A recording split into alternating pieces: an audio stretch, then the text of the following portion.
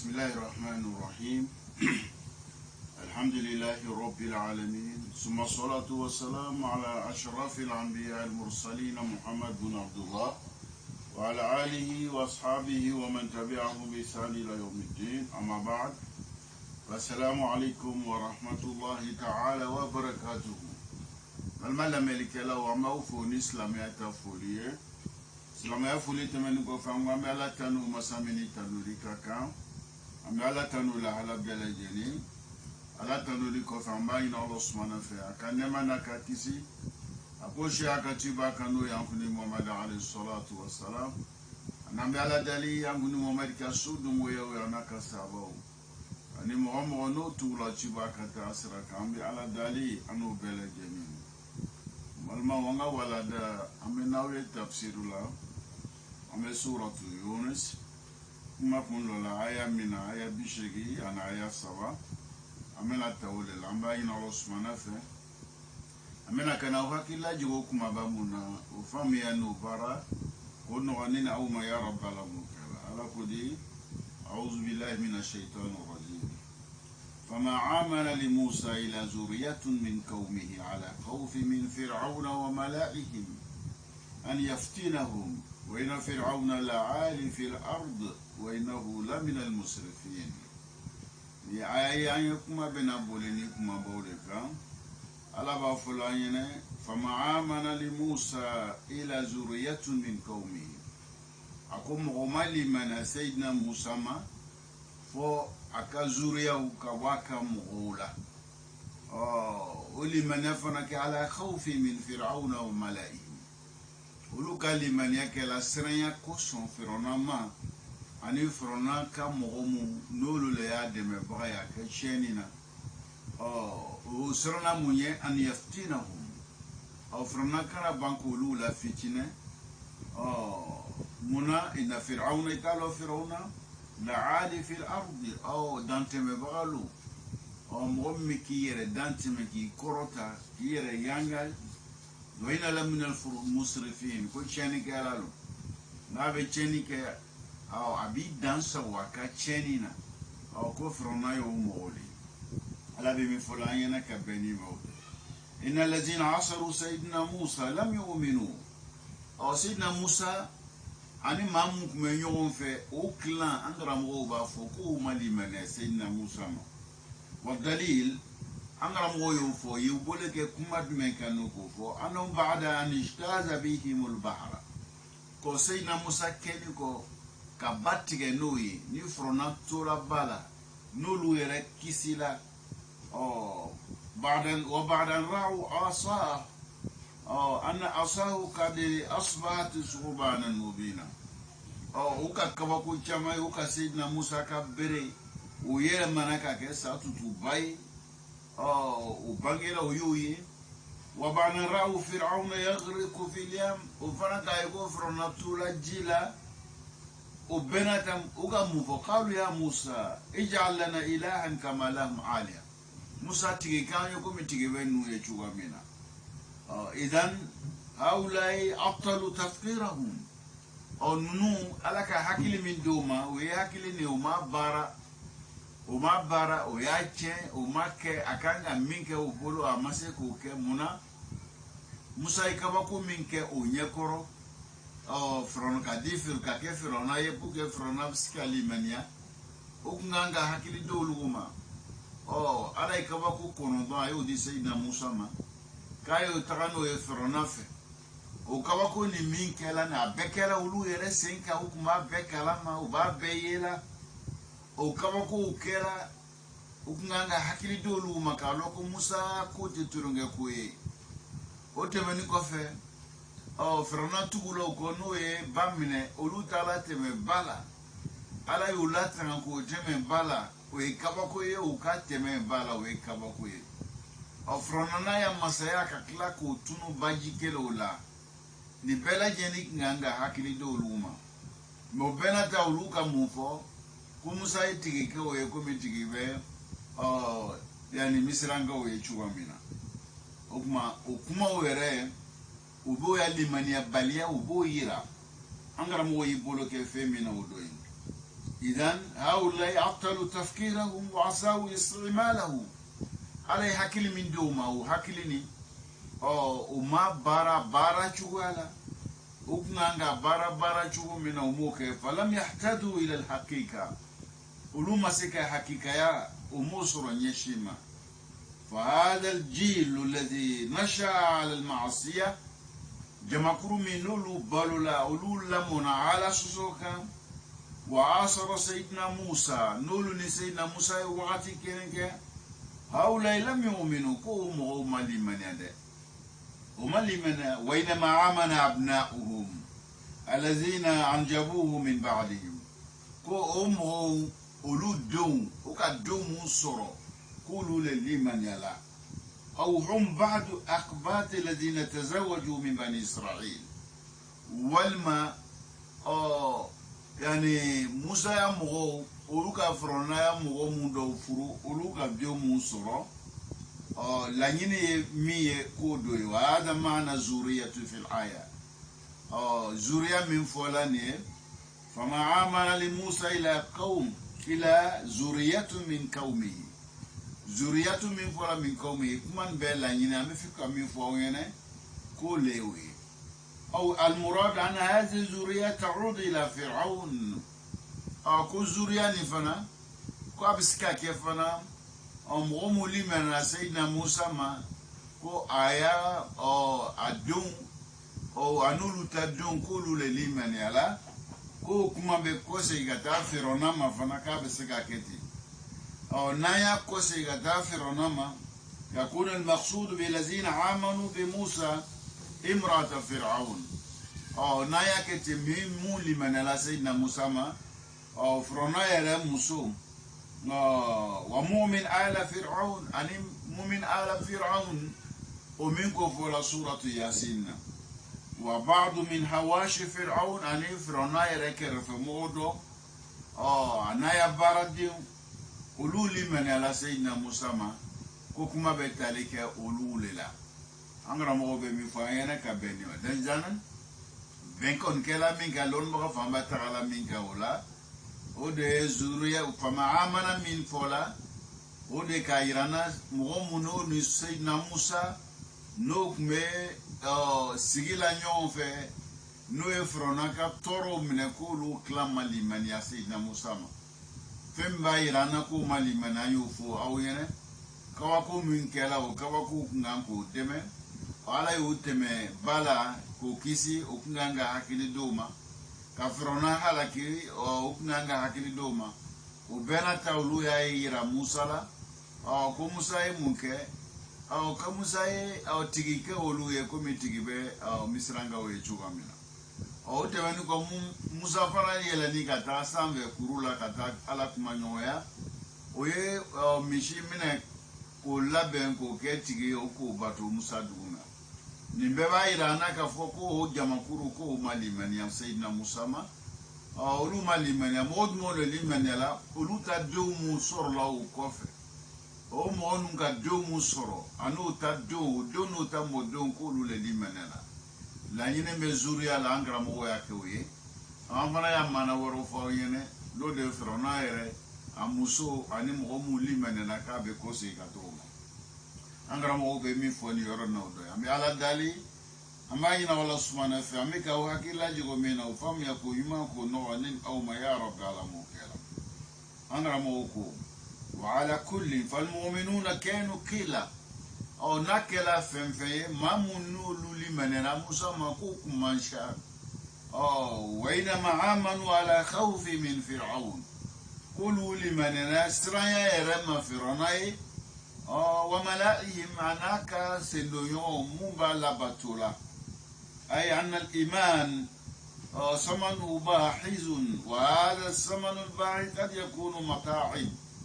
يقالوا كل من أسونك أقبله أسونك أقبله أكوك مدوا لمن يسون بك أقبله بك سري وقد يكون قلقا بك دهوي والإنسان أحيانا يفتح محالا تجارية وتكون بداعته ليست نظامية 100% أو كوك مدو أنغرا مغوبة في كافانينا limania gbelea bala ak limania kuma fu idalati ko dronte la nyine ya fu ibado gbelea ko mumba ko fe o gbelea ko ese ko fam ese ki yere laben ko okun iyere la chugo mina anga mo be na misali do fanyene ka irana kuma do nikela jago kelai ibika manganzanda yele ita soro mina mumbi fe olu ye mina mi ni jamana majeni mina muta fiere ye efe fataraw yatahammal aqtar no kela kebe gbele yaw ibe gbele chama soro rola de muna mina nu bola yaraw mina ufete fese no nanake ke olalo ela ku kaso dombe kala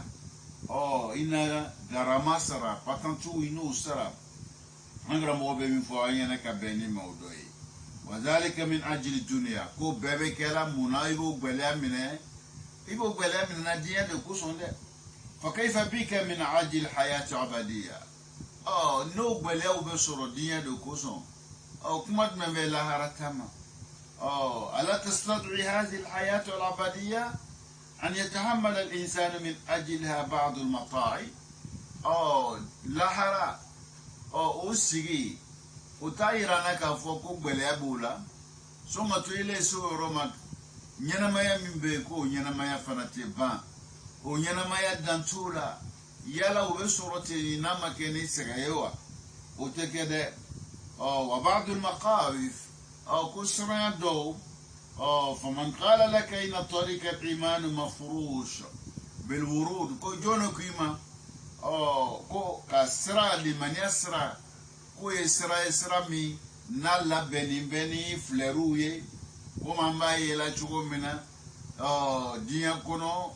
wartu ka so ni famo ka so be la ben ka fleru ke ka la ben ka tapi roju ka kulu fenja lakin alladhi yati ila dunya ma kum mu'minina nabiyana wa yu'minu billahi subhanahu wa ta'ala ebe liman alama ويتحمل من أجل إيمانه المطاعم والمقايف نينا نديا كلمة العلماء كي كادو يكان قبليان يسرع يكان قو صرو كو منه منا إبن علي كي بيفك قبل على لابد أيضا أن تجاهد نفسك إبن كله كي نجاننقو كله وهذا لو عند الله أجر لا يعلمه إلا الله وبارم مكيري بولو ko sarabu la moto sarada lo fo ala kelempe angara mo bole fo la nyene fa ina ajru sahabat al kiram fi nashr hada din sababu olu sarabe mi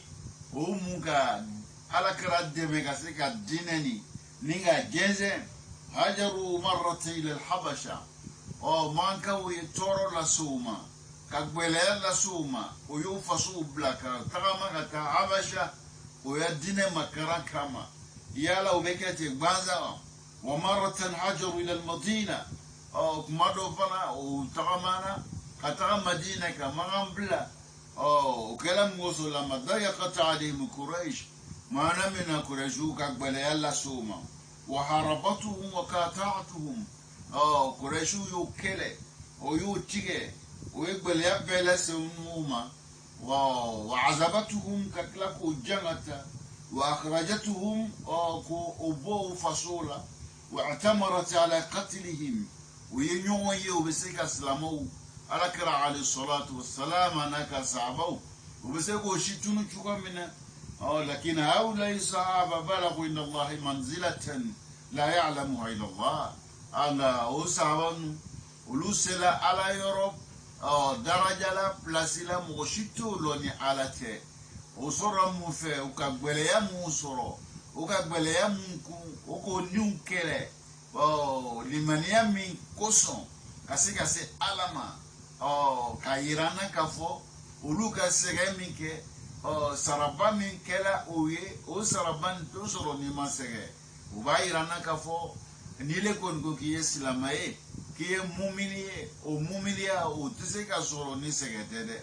ko gbele yale be ke angra mo bolo fulanyena ka benima ambe ala dali ambani na Allah subhanahu wa ta'ala fam ya ko yuma ونو يعني أو ما يا رب على موكلا على كرا على بولو فلان كبي أيام سابو كاتشسري مغبولا مونكا لايري مينتا على يهوي لايري فا دو فانا سالا ساي سلا دو ما سورو اوكا لايري مينتا ولا لايري كو ماسي على يوفاينا من المؤمنين رجال صدقوا ما عاهدوا الله عليه فمنهم من قضى عليه نحبا ومنهم من ينتظر وما بدلوا تبديلا عيان يبس ابو كاتشسريا وكا لايرو مونتا وكو لايرين وكاتشانتيا كفا ساي دو سورو دو رفنا ولو بسيغ نبكو تاكونو على بمن فلاينا كبيني موضوعين وكلمة الخوف وردت في سياق الآية نكرة فما آمن لموسى إلى ذرية من قوم على خوف من فلا أننا نكرة أي أن الخوف يقدره الله سبحانه وتعالى قصرين على يرد باجتيالو وهو الذي يسمح به ليتعاظم العجر على البيجينوس رأي موسيقى سرابسكا بنيالي على يرجوامنا أنغرا موبي من فلاينا كبينيكا ودوي سراياو الدراجة وتكيلي أنغرا موبي مثالي دوفاينا كبيوما فسائق سيارة يأخذ راتبا أقل بكثير من ربان السفينة مامي من مملي بولي مملي شوفري ويسمو وسركا دو كتمي باتون بولباكا كلا باراتكيلي بوليا ميمي باتونا أو تي ممليلا أو لا دو سارو تسيكا كيلي أبنا بوليالو أبو تشويلا وربان السفينة الراتب أقل من قائد الطائرة أو باتون بولباكا أو فنا كان سرا وكدوغا تمام يوم بولباكا كان فإن كانت هناك مسؤوليات جسام وكانت هذه مخاطر فالعاجل يرتفع بليا كلا بارو تكيلي سارو فانا تسيكا كيلي ابو تشوغا لا بولو فلان كايرانا كفوسرانيو درجه تكيلي ومن اجل ان يظهر الصبر وثباته على المبدا كن بك كيكا كسرني كسبري وكارلو إفه وأبيكلا كبمي موضوعي منالا بفلاينا لن تنالوا البر حتى تنفقوا مما تحبون أو كو أرجنا مما كفلاينا وتصور ده فو إبفين نفقاتو بوفي من كديه ibe kole di alama ibe kole ke alaye ibe lo yorola min kadi alaye o ibe fendi alama min kadi alaye o ba to ele ba arjina soro arjina to soro te dala abe soro ni barale ka barake min kadi alaye ka kuma kan fo min kadi alaye ka ye yorola yoro min kadi alaye ka fenna fakatu bo ka do ala kola min kadi alaye min kadi ere ni be fe min kadi o ibo le barake fen kadi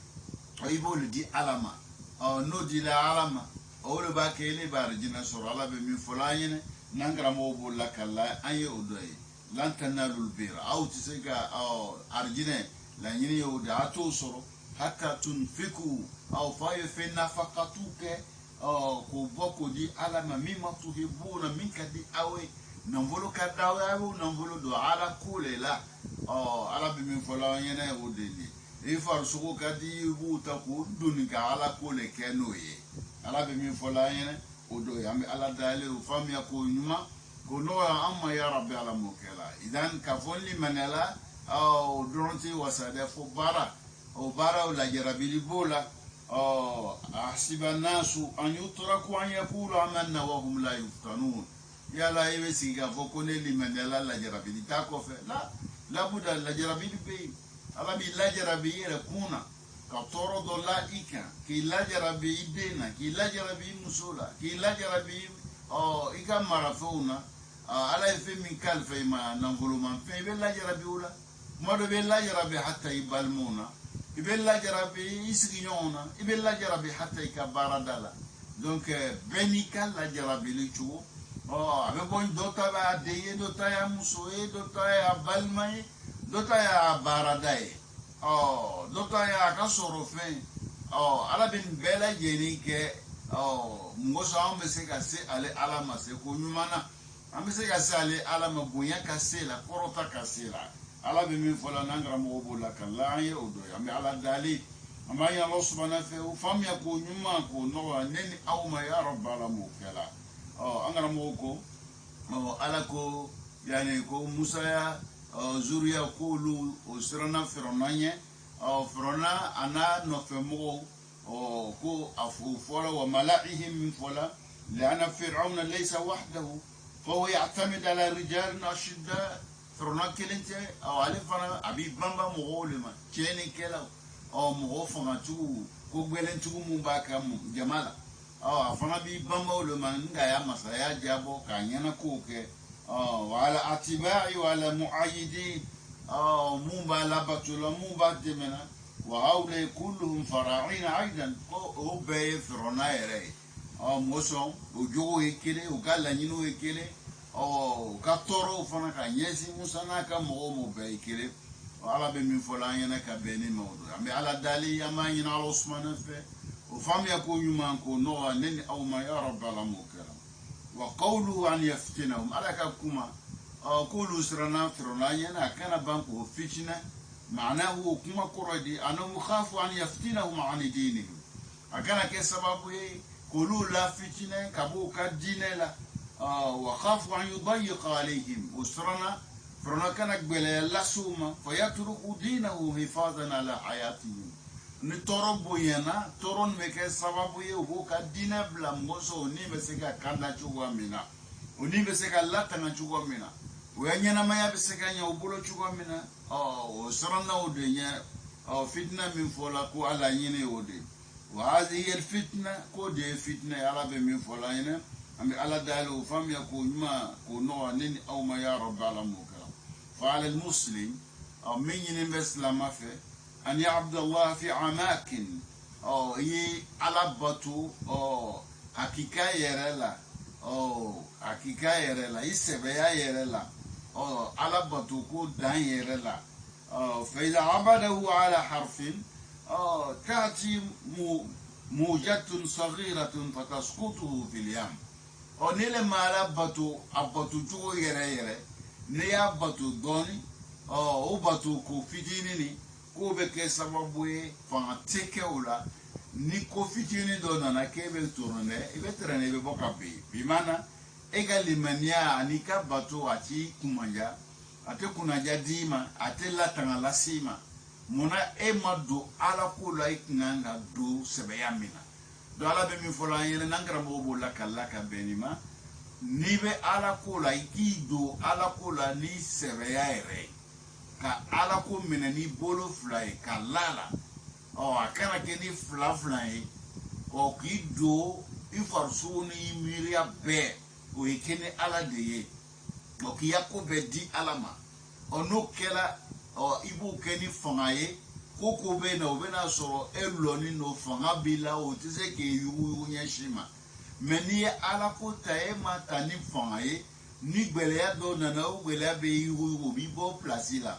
o place nu bolela e boli place la kuma do i benjugo tenya ni benjugo manya ina toro soro obe chugo mina ni fana betele de ala be mi fol nangara mo bola kalaye oloko saiba yela mo chamambe no beslama ya tokofo be limana tokofo meni kuna na usoro iba ye be jigala limana ni islama ya min fola ituye aya jugula itu aya bara fana tuyira muna islama ya ni limana min fola le dala amakeni sabati ama sabati onab dima sabati ni kundo na dro ba le trene ba ba nona do fay ke fe mi sabati la angara mo be mi fa yana ka be ni mawda mi ala dali amani na Allah subhanahu wa ta'ala ko yuma ko no nin aw ma ya rabb alamu kalam bela jeni idan angara mo ko le fa yana wa ina fir'auna la'ali fil ard wa innahu la min al musrifin ko fe ala ba folanya ka be Musa ya mo ka kuma kama ikalo firona ko mo danteme nino mo yera balu mo mbi yere korota ki yere buya cheni kela lo fana na be cheni ke danta ya cheni na abe cheni ke ni ke danso ala be mi fola nangara mo bo lakalla abo Sayyidina Musa akazuria munulu limania na musama olu alimania kala saraya min koso fironama ubekole la kalaye ay annahu mutakabbirun ko mughayra balu مسرف في كل شعبي دانت مقبلة جنينة والإسراف يقتضي الخروج عن الحق إسراف مفلا أو كبوكو ريحك إيه كان قد دايروم نايبي بوي أو كتشان يرتوي تو بارا على بمفلا نانغرا موبو لكالاي ودوي على دالي فم يكون يمانكو نوانين أو ما يعرف على موكلام بلا جنين يدان والإنسان عموما له حال وعمل وعدم دي ربلا جري لا حلا دو بلا بارا بلا لا حلا بلا بارا فنا بلا أما نفسيته ففيها علو عدم دي رني أو جوا يكون دانتمي كورتا كي دانتمي دو كلوكا واستخفاء أنك يربويا كوي عدم دي رني وعما عمله إيكا بارادو أنغرا موبينو ففي إسراف دانتما بوللا في كل شيء فين كلنجلن بلا جنة وفي عطائه إسراف نابي فندي ديلي دانتما بلا وفي منع إسراف نابي يبالي كولا فنا أو دانتما فنا بولا وفي إيقاب إسراف نابي جنغتا لسيما دانتما بولا أنغرا موبي من فاينا كبيني مودا إذن أدما دي إيالا علي iya ko be ko fla iyere la hala anika bara illa hala ibaye ode yere buya ki dan sawo ki dan teme be yakola me iya bara ole bara ki dan teme ne be fendi mo ma avec ni dan teme ni be mo bali kola ibo bal fonni dan teme ni be toro la se mo toro fana be keni danteme angara mo be mi fo ayana ka be ni mo gambe ala dali amma ina Allah subhanahu wa ta'ala ya ko nyuma ko no anin aw ma ya rabb ala mukira qala tabaraka wa ta'ala wa fa ala ko jala ka bu ala ka sani ala ka shukru ta'ala wa qala Musa ya qaumi in kuntum amantum billah fa alayhi tawakkalu in kuntum muslimin nin ko fe Sayyidina Musa mufa ya moya aya ya mo wele akuma na mo na au kela ka foka au limanya na alama aya wa ko beseme alala nasro au islama yere hakikatan Sayyidina Musa mufa ya mo yena ode al-iman lahu darajat ni aya Musa ko aya mo man ni au limanya na alama aya ya ko seme alala نشر إسلامي ورلانغرا موكو الإيمان له درجات دنيا لا تخفي كل من بلاسو لبالا درجة ولبالا الدرجة دو بدوما كوتي أدم الدين لا وسا كي يلا ينين كي ولو درجات تخفي درجة دو فرنبي لمن لا وبي وسا وبي بلايكا لا ينين بكي وله درجات عليا درجة بوفرنبي وباب سانفي أنغرا موبي أيرانا جعل منيا أو ينكا فوق درجة كيلين ولا درجة كيلينتي دو كادو دو بيتشما دو بسانفي دو بنيو فو والمنيو باركة وتسكا إساباتي جيلما نوما ساباتي ديما نكوي سورو وكو بيتاني جويلا dobe obe korota dima ole bi deme obe seki deme ete beji wola nyashima alni bena ete taraji wola oni manabe uchuola do la do be muna irana kafo anganga do limania kaseka afamu hakikatan hakika yere la no kela ba onnafa angara mo bolu fo ayana ka benima angara mo ya irana tu والإيمان هو ما وقر في القلب كل من يفي فمنو لسبتي لا دسكونا وأقر به اللسان نندفنا ويو سبتي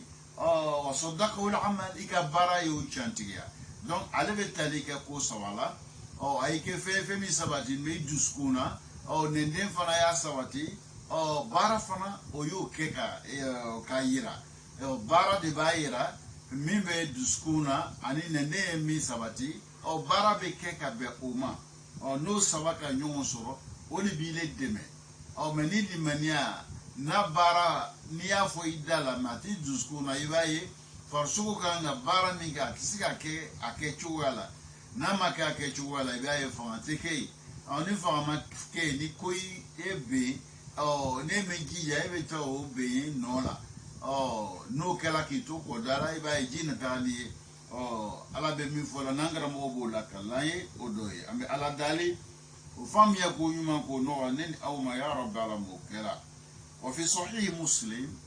kuma min fɔla nin ye an karamɔgɔ bɛ nin bolo kɛ dalu la k'a yira an na k'a fɔ limaniya sigiyɔrɔ kelen tɛ a bɛ taa sigiyɔrɔ dama dama na bi mana daraja kelen tɛ a bɛ taa daraja dama dama na an karamɔgɔ bɛ nin bolo dɛ min ma o ye hadisu ye n'a bɛ muslimi kɔnɔ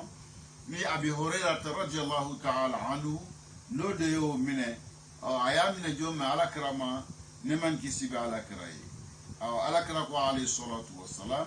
al-imanu bid'un wa sab'una aw bid'un wa sittuna shu'ba ko limaniya daraja 60 daraja 70 walima daraja 60 ni kɔ da i b'a ye taara fɔ 60 ni kɔ fa afdaluha a bɛɛ la sanfɛ ta a bɛɛ la fisamandi o de ye qawlu la ilaha illallah la ilaha illallah o de y'a bɛɛ lajɛlen kɔrɔtata ye k'o lɔn a lɔn cogoya la k'o fɔ a fɔ cogoya la o mako bɛ fɛn mun na o ye sɔrɔ i ka dɔnniw na la ilaha illallah lahu shurut هذه كلمة لها شروط وأركان ومتطلبات donc olu bɛɛ ka sɔrɔ i la i y'a fɔ tengun dɔw b'a la saritikanw b'a la balimaw dɔw bɛ yen a bɛ fɛn dɔ ɲini e yɛrɛ fɛ a b'i gɛn ka bɔ fɛn dɔ ma donc n'o bɛɛ lajɛlen dafala e la o de y'a kɔrɔtata ye wa adnaha imatatul adha ani tariq limaniya a bolofara min ka dɔgɔna bɛɛ ye o de ye i ye tɔɔrɔ fɛn ta ka bɔ mɔgɔw ɲɛ dugukolo kan mɔgɔw tɛmɛ sira i ye misɛnni ye walima i ye lamu bɛ nin ye walima i ye ŋmɛni bɛ nin ye walima i ye butɛli feere ye walima i ye fɛn ye min bɛ tɔɔrɔ lase adamadenw ma walima e ye a kɛla dakumataga ye o ye sira la min bɛ tɔɔrɔ lase adamadenw ma k'o cɛ ka bɔ mɔgɔw ɲɛ o de ye limaniya bɛɛ lajɛlen dugumata ye an karamɔgɔ bɛ min fɔ an ɲɛna ka bɛn ni hadisi ma o do ye walhaya'u shu'batun min al-iman ko maloya fana ko ye limaniya shuba dɔ ye o y'a daraja dɔ ye o y'a tengun dɔ ye o y'a bolofara dɔ ye komi an karamɔgɔ b'a fɔ cogoya min na an bɛ ala dali an b'a ɲini Allah subhanahu wa ta'ala o faamuya ko ɲuman n'an bɛ ka o hakili lajigin o la o lɔn n'o baara k'o nɔgɔ ne aw ma ya rabbi ala m'o kɛla an karamɔgɔ ko wa min kamalil iman tawakkul ala Allah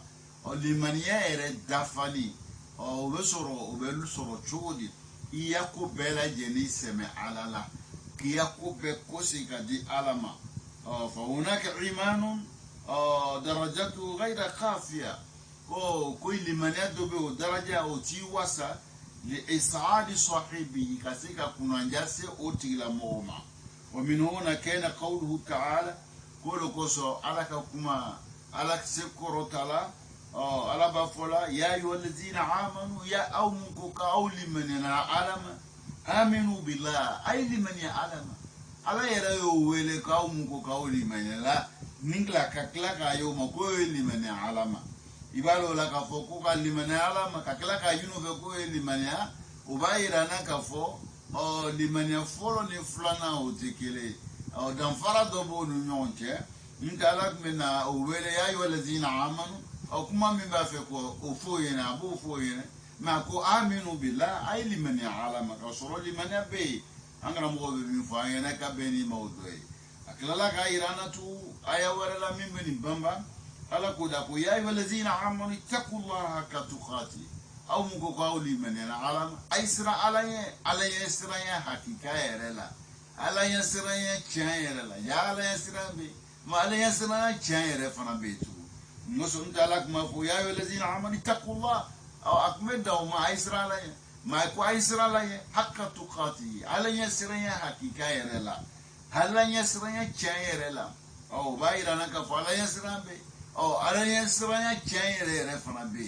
angara mo be min fulanya naka beni mawdu wa qawluhu ta'ala wajahidu fillahi haqqa jihad o ay keleke ala kula aya nunkela aya jugukela o yani hakika yere kele yere hakika la oh yere ki yere di ala ma o sebe ala o hakika la amila nyene yemiye kaira na kafo oh ala limana yere hakika o besoro ki yere di ala ma ki yako beseme ala la ala bolo fulanya na kabelima wa qala musa ya qaum in kuntum amantum billah fa alayhi tawakkalu naw kon ko kawli menena alama oh khaya yako bedi alama wole limani adafani meneli manena alama emi yakuya beseme alala ubaira ka foko limanere amadafa efe nadafa la ibi yako beseme alala ala be min folayene nangara mo bo la kalaye odoye ambe ala dali amba ina Allah subhanahu fa ambe ka hakila jugo mina o famia ko yuma ko no nini au ma ya rabb ala mukalam belajin falaysa kullu insan amana bi wujud Allah وآمن بالآخرة يملك درجة من الإيمان الكافية كي تنجيه من عذاب النار أنا موكلين من بافو كل لمن ينا علما ولمن ينا لون بما كل من يا شامن بي وتسكو كيسي كابو جنغتاما لا كوتسكا كي إن الإيمان كل من يا مجموعة من الحقائق لمن o fen chama ne hakika chama ole bella kafu yorokelena alati yajibu an ta'taqida biha o bele nyinin belefe o dengene yakasura efe ukayika donina wa majmu'atu min al ahwal o la hala chama o fana ole nyinin befe yajibu an tash'ura biha eka o lonika ngakila no wa majmu'atu min al aqwal كما تشاما أولو فنا ينبيفه التي يجب أن تنطق بها إكانغا من بارا ومجموعة من الأعمال بارا تشاما وفنا كانغا سورة إكا دوننا التي يجب أن تفعلها إكانغا منك إذن لمن بتاليك في تشامانا أنغرا مغوبولو فلانيا كابينو كو تشاما بي كانغو دنغنياتا ويكيلي كو تشاما بي فنا لا على كو تشاما بي ola halau kanga ye ebolo abochu wala o bara chaman be o bara o kanga ye eka donina kuma chaman farambe o kuma o kan o fo kanga ye eka donina ni bela jeni o la jeni yonka o olebe eka limania dafa oleboira angara mo be min fola yena ka beni mawdu ambe ala dali أما إن الله سبحانه فهم يكون يمانكو نغنين أو ما يا رب على مكلام بلا جنيه ومجموعة من الأعمال التي يجب أن تفعلها فهناك جانب داخلي وجانب كلامي كون يرون نسيسا أو لمنها أيرد بويبي تاليك إليه الكون كولا أو دوفنا بتاليك إيكا كمان كونا وجانب السلوكي دوفنا بتاليك يجولا والناس يعطون اهتماما كبيرا لجانب السلوكي عدم قلوب الجوفا وبول للكرسي ويغفلون ما يجب أن يكون في نفس المؤمن إيرا إني فمي كان كييرا بنيكونا نيلا حلاولا نول بيبلا بيا كوسم ألالا كوفو أنينا نبوكو إذا كنت مؤمنا نيكو مؤمن ني أن الأمر كله بيد الله إبا بلا هكي لك فوكو بلا جنيب على البلو ole bika muminia ole bo sabati mele ko iye muminie mema able hakilila wal ma ema songa foko bebe ala bulu do nokela ya limania mandafa fuki ya limania dafa ya loka foko bele jeni be ala de bulu wa iza kunta mu'minan nile mu'mini ikanga munke kallo anna Allah sami'un basir ko ala abi imena ibe min fora be kamme afana nyabila oli maneka surila wa idha kunta mu'minan annahu ma min harakatin wala sakanatin illa bi amrillah nile ko ke mu'mini kiyalo ika yelema be anika sabati be o bebe ke na ala ka nyamare de ana ala ka die wa ana biyadihi malakutu samawati wal ard ko samara ani dugu mara ko be ala de bolo ni ko mumine o ka soro ika donina wa ana aduwaka biyadihi wa lam tatawakkal alayhi ni le ka fo ko ijugu fo kiya bla ire hakilla mo mi jugu yala ko ya ko be ala de bolo ijugu ire ya ko be ala de bolo fiyo liman yasoro wa ana aduwaka biyadihi ijugu o ya ko be ala de bolo ni ya jugu ya ko be ala bolo ele fana limanana o ala le ma ele fana sono o le ala bolo ijugu ntena se ka ko shike na makena ala ka nyamare na makena ala ka die ni le dire di ala o ala le ma jugu be se ka munkile la tsika fo shike la nyeshima do fo limanaka soro ila ولم تتوكل عليه بعد هذا كله كوني كان بلا جنيلو إلمي يكودي أو مسامة ففي الإيمان ضعف كوفي يبي كلمة يلا ده وفي الإيمان خلل كي لمن أما دفع في بلام فمن علامات الإيمان الصحيح لمن يرى فمن بايلك فوق سي مؤمن أو يرى التوكل على الله كي يكون بلا جني سمع على الله والتفويض لله كي يكون يبه ko mine ko siri ko di alama ki yere kolo li amri la ibi yakko be kolo ala ka nyamare warida bi qada'ila ka je ala ka latige bela jenina ala be min fola yana ka benima o do ami ala dali o fam ya ko nyuma ko no nini aw ma ya rabbi ala mukala allah samu min an biyadihi kull shay yala ele malo ka foko be ala bolowa ni le ka lo ko be ala bolo e kan ki ya ko be tu ala kele ne bolo ala be mi fola yene nandra mo bolla kala aye odoye idan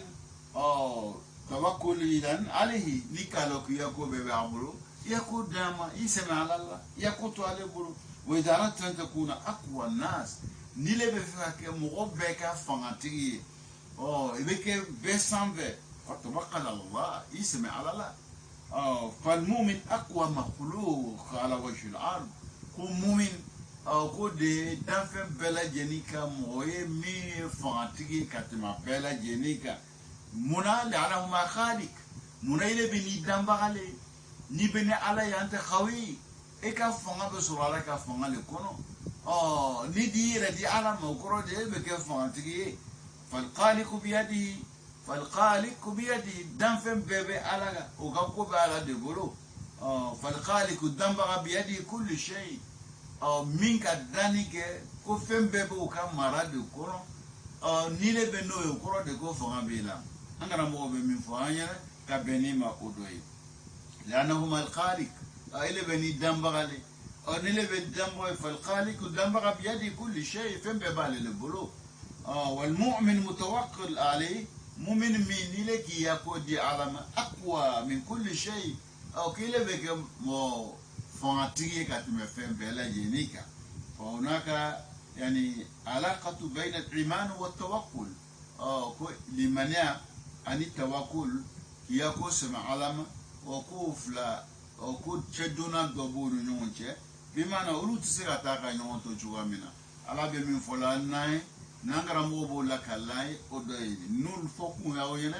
anya doka foku machama anga bara fieba anga bara la anga kumaka fieba anga kumaka na odebe ka ansege no di ansege iba anga la nyinu iba ama soro mada be kini gbele yayi wal maire ta soro parce que shaftu madafa shaftu dafa bale au batu la nyinu frantinya ambe ala dali yamba ina Allah subhanahu fa nini au ka hakli mandam لكن ما مسكتوا ومن فهم كونا يا رب على مكلام بلجني قال تعالى وفعلكوا على سكرتلا فقالوا على الله توكلنا سيدنا موسى ينو ايام هو فمنه ايام هو كودي وكفو على الله توكلنا اي كان يكودي علامه انا يكودي علامه ربنا يانتي لا تجعلنا فتنه لقوم ظالمين إكنا عنك فتنة مويه مو مكلو يرك نتونا فاي سيدنا موسى مو manam na musa yo wele aye min fo yene ko yeso ya ko de alala olu fana min yine musa fe o ko musa ma am kon ka ya ko be di alama am fana bi wa ala dali akana an ke fitne angana ke fitne mo ay cheni kelaw ye hada du'a minhum هذا دعاء مهم جدا أكوني دعوني على الدليل على كني لك فتنة بعي أو تشيني كلاوي كوي دعوي أمبلا جني كانغا هاكل تومينا منا دعوني نفهم بالي بالا منا أن المؤمن إذا قصر في علاقته مع ربه سلط عليه من لا يعرفه كل مؤمن إلى مؤمن ni ekanga bara mike ni le mo barake ka nyeshi itigima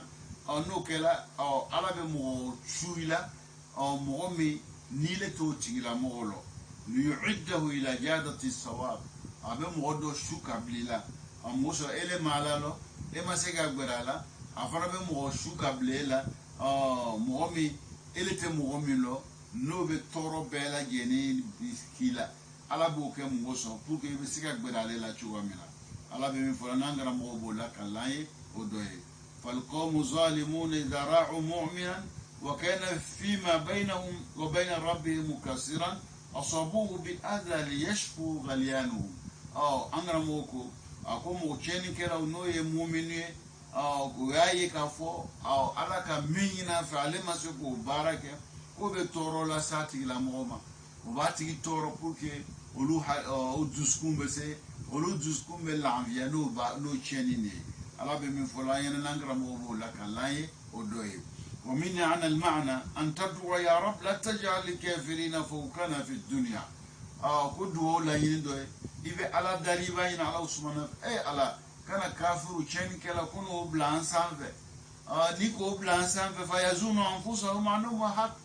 ni le olu blan sanve olu baye sa ko be chanika wa ana ala al-batil ka fa on be chen batra le kaunte chanka angara modo ya mana kewi ala ni kafiru blan sanve o be ke fitne anuma anolu yerema abeke fitne anuma ando baye kunikaye kafiru numban sanve ala be ka ko be jalo olu be chanka do be ke sababu ando be fitne ambe bayle alala nandi banayle alala ka yoro majele alama be kanga kuno dia kuno ngoya takamashire yama akoro do sisa ikana kafiru nu blan sanve ko bela o be na ko be chanika olu be na ko kafsanai olu be mi ka ole cha o be na ke sababu e kaba chanta lila parce olu ba ko olu be chanka o be fitne na noe angara mo be mana min fo odo ya mi ala dali o famia ko nyuma ko no anen aw ma ya rabbi al mukhalam bela jani o min ana al ma'na an tatwa ya rabb la taj'al li ibratan li ahad min khalqi aw ka korodo e ibe ala dali ala kana ne ke example ta ma shere mo wi akoni ga makarsa e koni ga karsa soro mo ko la kale ibe ala dali kana ko no e angara mo be min fayena ka be ni manan mo ambe ala dali ambayna Allah subhanahu wa ta'ala fam yakun nyuma ko no nin aw ma ya rabb ala mukala idan fa qalu musa mo ko ala Allah tawakkalna ko on ka yakun ya bele je ni seme ala la on ga yakun be di alama kila ka mu rabbana wa ya la wele ko tigi wele ayanti la tajalna fitna ikana on ka fitna li qawmi zalimin moye mo kela o ere kuntu nyombai ko fa la ko di wanajina ko yo do fo luka na ke fitna moye o kila ka ala wele tu ka mun fo wanajina bi rahmatika min al-qawmi al-kafirin ala ya on kisi ya on la ta on nika hine ka bo mo no lu ke la kafiru no ke la fitru walu ika hine ko so ika on kisi ika on latan angara mo